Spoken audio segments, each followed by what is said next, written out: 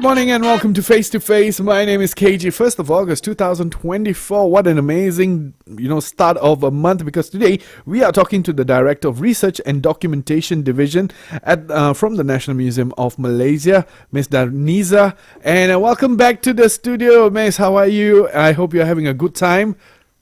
Thank you, DJ KG and TRAXXfm for inviting us again. It's a pleasure to be here to join us and talk about the museum. Yeah. Now, it's an interesting topic today because we will be looking at some of our heritage, I would say, Pameran Raja Kita. Now, let's start off with the questions. Now, the Pameran Raja Kita is a series of exhibitions and has been happening since 1980 for close to 40 years now. Can you tell us more on the history of the Pameran Raja Kita as well as about this year's edition? I think we can start off with that. All right. Okay. First of all, good morning to all listeners tuning in. And Pameran Raja Kita, or we at the museum call it PRK. So I will switch to PRK and Pameran Raja Kita. Yeah. Like lawyer punya form already. So from now on, will be known as PRK. Yeah, okay. yeah. So we at the museum, we just call it PRK. Like you said, we've been having it for the past 40 years, starting at the 7 Agong in 1980.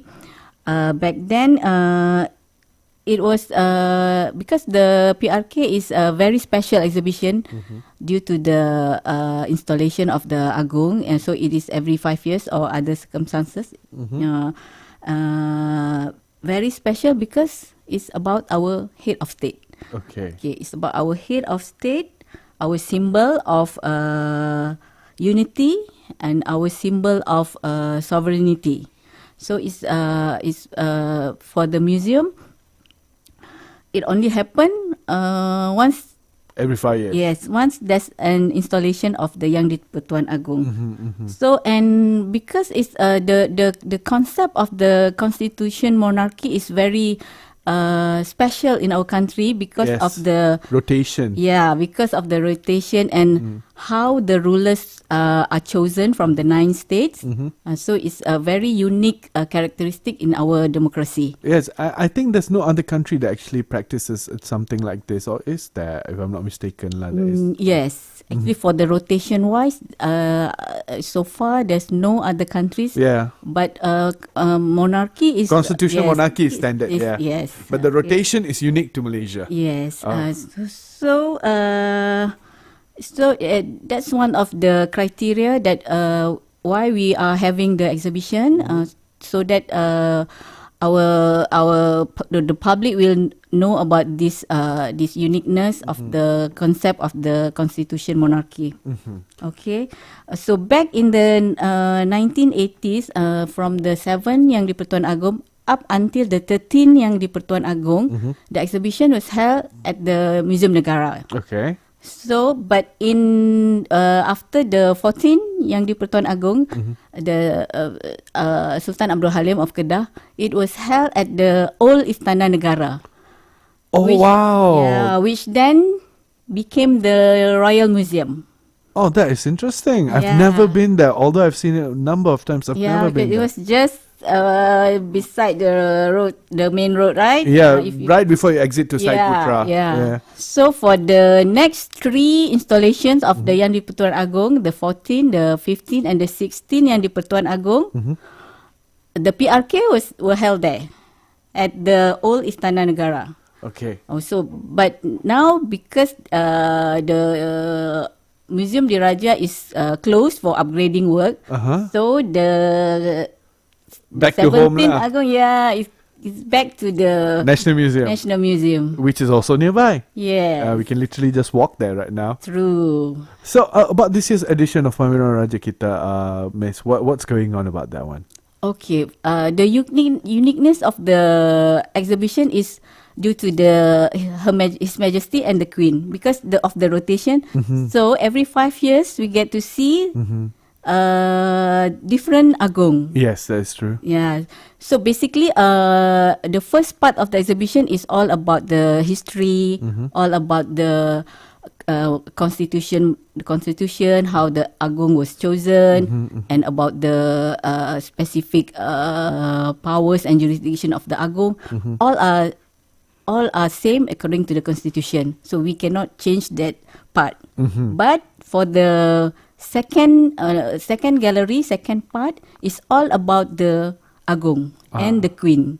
Oh, that's so interesting. So we, every 5 years we get to see a different background, different history of each state, which became the Yang di-Pertuan Agong, and the biographies and the hobbies and all about the personality of the king and queen. All right. All right. And this year, what is the theme for this edition of the Pameran Raja Kita? So basically, every year, no, not every year. Every 5 years. 5 years, the theme is, of course, we want to highlight our king and our queen. So basically, it's the theme is that the king is the umbrella of the country. How it protect, how it how do I say? Shelters the nation. Yeah, and that we as the subjects, the subjects should hold up to the king. So usually the theme is raja and rakyat berpisah tiada, and because of the constitution, so that's how we try to put some light on the concept of the monarchy. Yeah, because I think a lot of people do understand that we have a young di-Pertuan Agong. Below him, we have the jurisdiction, we have the multiple bodies, we have the prime minister, the cabinet, and all of that. But they don't exactly understand how it works. What are some of the things that the young di-Pertuan Agong is in charge of? What are some of the things that he's interested in? But of course, since there is a rotation, right? So you're able to show people like, hey, the young di-Pertuan Agong, he has his own interests as well, and it's a very personal look into his life. Yes. That is so interesting. But of course, there's more to talk about. What we're going to do is we're going to be taking a very short break. We're going to listen to a song that Miss Darniza requested for. This is Adele, Someone Like You, and we will be back in just a bit on Face to Face. We are currently speaking about Pameran Raja Kita.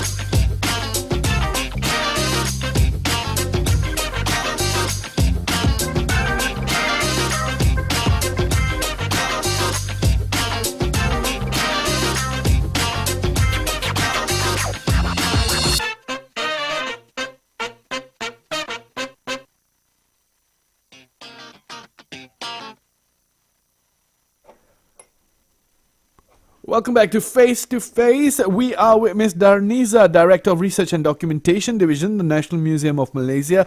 We are talking about PRK, Pameran Raja Kita. Right, Ms. Darniza, what makes this edition of Pameran Raja Kita different? Okay. Actually, all the PRKs are different. Definitely. Definitely because of the Change Yang in the Pertuan Agong himself. Yeah. And then basically what attracts the audience is collection. So one thing, the collection, and the other one is the how we manage to present the story about the king and the queen. So for 40 years, it's like we can see also the evolution of the exhibition. Now with new technologies and new updates on how to do exhibition. So we at the museum, we also try to incorporate all these new elements into the exhibition, so that the exhibition is not the same as the previous 5 years. I mean, you're just not going to put a piece of his, something of his, and then just put a note on the side. You're going to make it much better than that. Yes. What with the new technologies and all.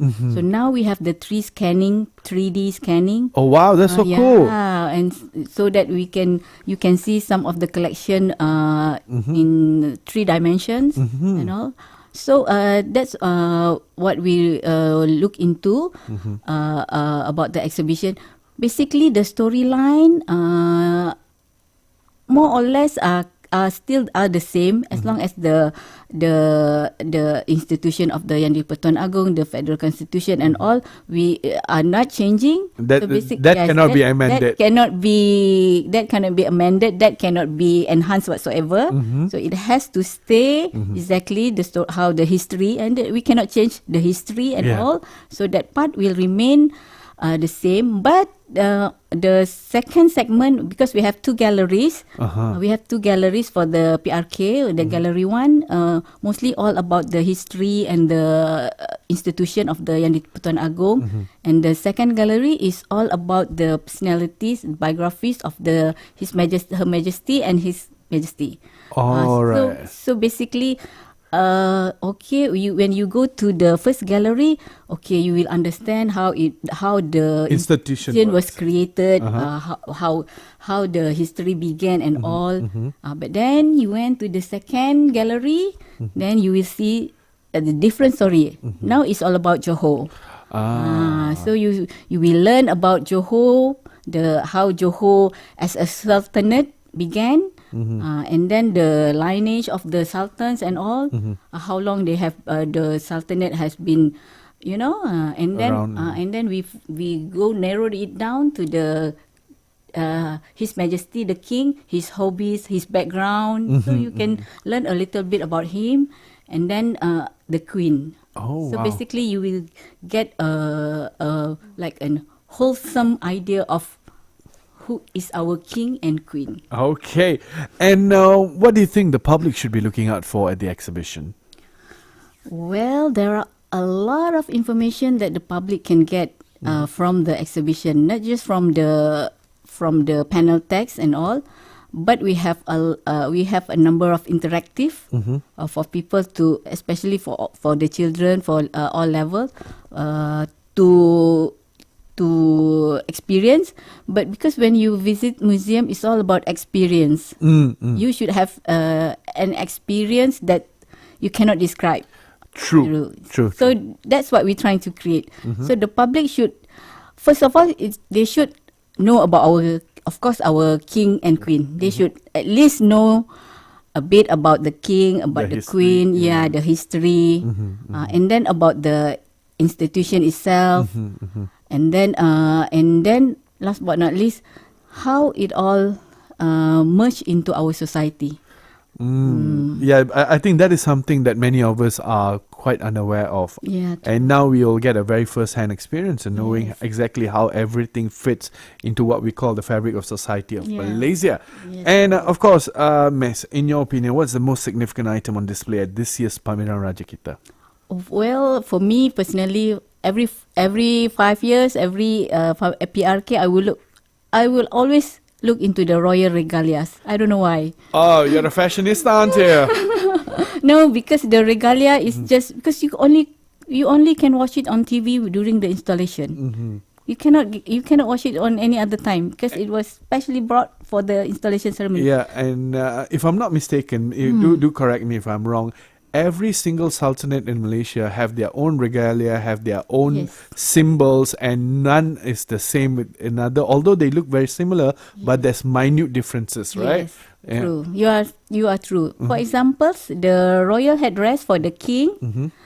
Although the what you call the lipatan is one lipatan only for the royal headdress, for the king headdress is, but they can have different motif on the fabrics. So like for Johor is the lada hitam and gambe. So it's very, interesting. but the lipatan and the star, is remain the same. because that is already part of the institution. Yes. So the material that they use. Wow, Yeah, just the talking motif, about yes. it, it's so interesting. I really want to see all of this. Lada hitam and gamber. That is so interesting. Okay, Miss, what we're going to do is we're going to take another short break. All right. We'll be right back. This is another song, complete different feel than the song that you previously asked for, but we will be back. We are currently talking to Miss Darniza. She is the Director of Research and Documentation Division at the National Museum of Malaysia. We're talking about Pameran Raja Kita. We will be back in a bit.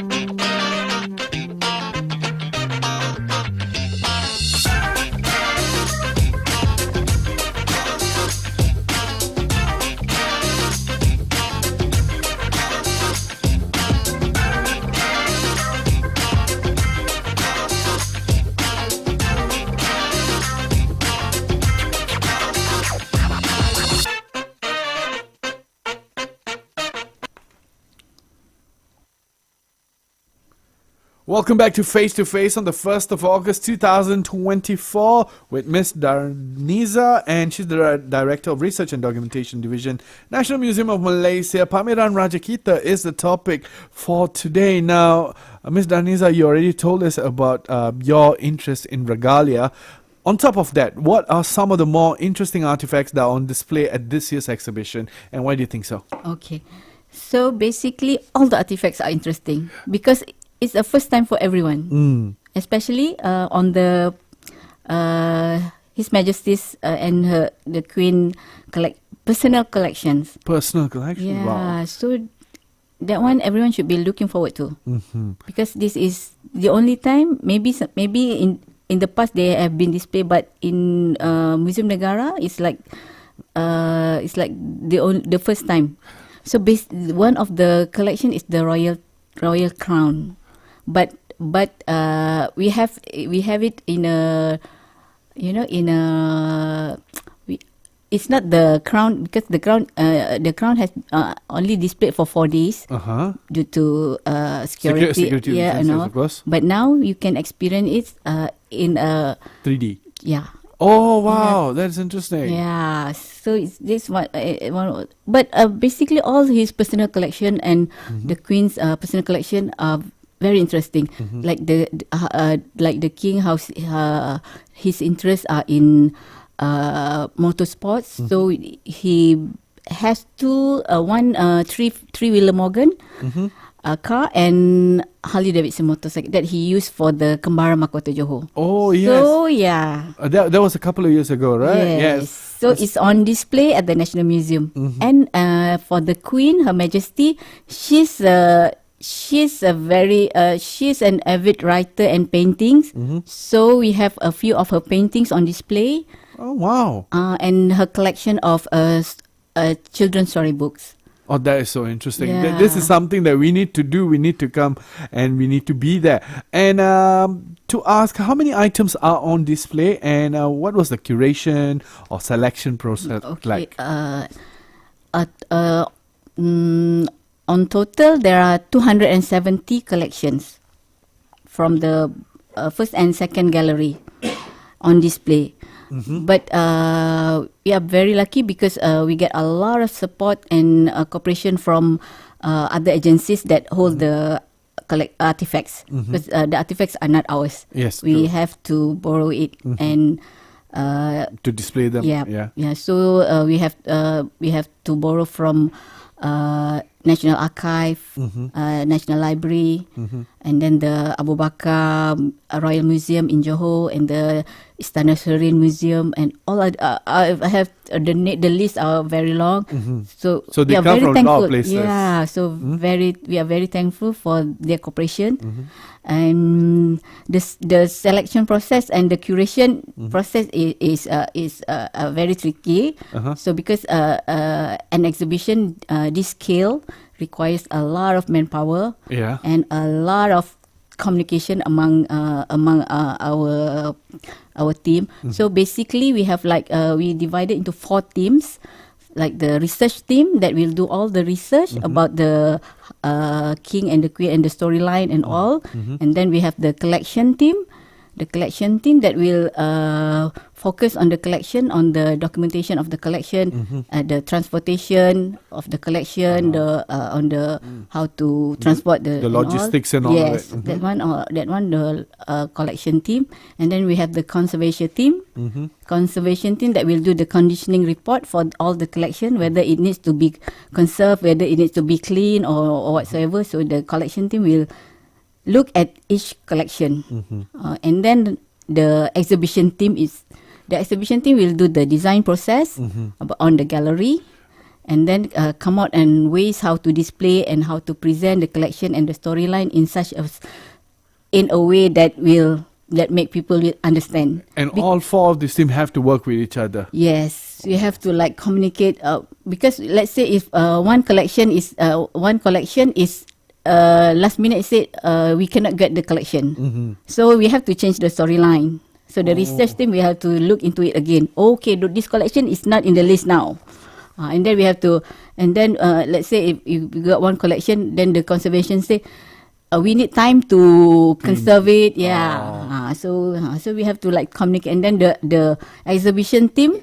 They have the design process. They have to know the size of the gallery, the size of the collection, the size of the showcases that they will have to make for the display and all. And how to put it in such a way that it's interesting to the eye, amazing to see. Yeah. And how long has this process been going on for the just the curation and getting all of the artifacts? When did you start the project itself? Basically, once we know the proclamation, the oath of the Yang di-Pertuan Agong. Prior to that, we know that there's going to be a new Agong, so we have been prepared mentally for that lah. And we look into the previous exhibition and all, and then once the proclamation, the oath is, then we started to approach all the relevant agencies like the Istana Negara and all. So there was informal preparation before the oath, the proclamation, and after that you began in earnest. And then we dig into it. Because we have to, like all the teams, like they have to go concurrently. They cannot go separately. And it's a time-consuming process as well. And what do you hope to achieve from this event, Miss? Well, I hope all listening in will visit the museum, will visit the PRK and see for themselves, because this is our way of how to visualize the concept of the Yang di-Pertuan Agong in such a way that all that came will understand and appreciate it. And then, of course, we hope that this exhibition will translate the Rukun Negara principle, the kepercayaan kepada the kesetiaan kepada raja dan negara. Yes, that the Rukun Negara, this Rukun Negara principle will, this is how the principle is translated into. And also to make people understand that kesetiaan kepada raja dan negara, it's a rukun negara, and it's also something that we need to hold in our hearts as well. And then it also shows the identity of the Yang di-Pertuan Agong and his wife as well. So it's an amazing thing how you have curated this over such time, and we would love to see it. But could you tell us about when would the exhibition go on, and how long will it be, like, or what are some of the details of that? So the exhibition is ongoing until the 29th September. Until the 29th of September. This year. So it's a very limited time. So we got like another 1.5 months only. And it's happening at National Museum Negara. Yes. It's free. There's no charge. It's free for the public to, because the Gallery 1 and Gallery 2 is separate from the National Museum Gallery. Because you have to pay entrance fee for the National Museum, but for this special exhibition, it's on separate building, so it's free. Okay, just pay for parking lah. Oh yes. Okay, and it's amazing to hear all of this. Like, you have piqued my interest. I really want to go and watch it. I think I'm going to bring some of my producers to come along, and maybe we'll do an event there. Who knows? And before we end for today, Miss Darniza, is there anything else that you wish to add for our listeners? For all listeners, please visit our Facebook, Instagram, TikTok, Jabatan Museum Malaysia, to get all our latest info about our programs. And we have snippets of pictures about the exhibition as well, just to tease you so that you can come. But the real thing, you have to come to see to experience it. I mean, you can watch it on Instagram on your phone, but seeing it in person is so much different. Yes. Okay. Thank you so much, Ms. Darniza. An absolute pleasure talking to you as always. We hope to see more exhibitions coming from Museum Negara. We would love to see it. And with that, it's about time that we end our interview for today. We spoke to Ms. Darniza. She's the Director of Research and Documentation Division, the National Museum of Malaysia. We spoke about Pameran Raja Kita happening till the 29th of September. So please do go see it. You would be surprised. And right now it is back to the music, and I'll be back in the next hour. In the next hour, we do have another interview coming your way as well. We will be talking about how not to get scammed. So make sure that you tune in for that as well. Right on Tracks.